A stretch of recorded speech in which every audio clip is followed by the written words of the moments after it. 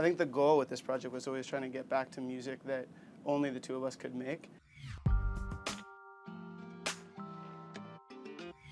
When we released Loudy, it was definitely a big surprise for us to see the reaction. I don't think either of us expected that.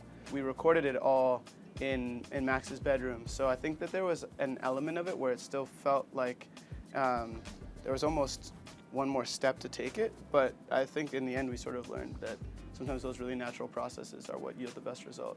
It was the first thing that we released in this project, and we've been playing music together for like 10 years, but this project we've been working on for about 2 years, and at that point we were just like, all right, we just need to release something and kind of like see what happens. We were living in such a vacuum where only Max and I had really heard that song, and so to have other people hear it, I think was sort of a necessary part, we felt like, in the growth of the project.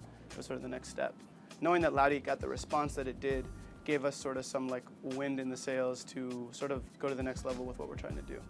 What it really has done for us is opened up a door through which we can explore sort of the rest of our artistic identities and sort of the focus of this group, which is to make music that is sort of a hybrid of all the influences that represent Max and I. Our sound is like if Banana Pancake Jack Johnson took like 14 tabs of acid and went into the Amazon. And met up with like the spirit of Jay Dilla, Yeah. and they went on like an ayahuasca trip. And they came back married and with a child named Lewis.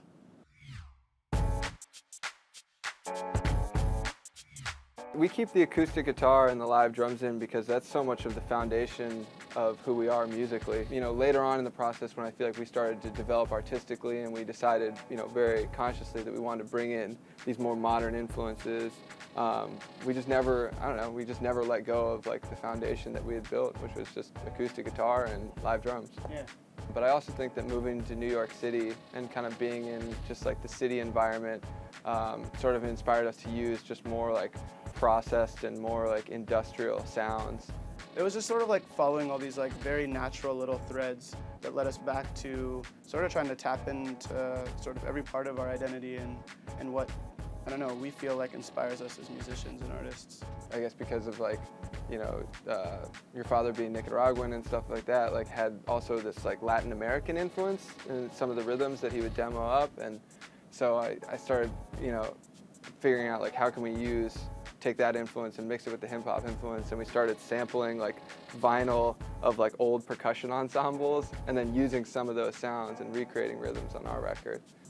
Yeah, no, Very weird mix of it. No, a lot of it came out of the influence, I think, of producers like Jay Dilla and like sort of the early hip hop communities that were sort of actually began coincidentally in some of the areas that we were living when we first moved to New York. And I think that we just tried to tap into all those different worlds and fuse them into one thing. No pun intended.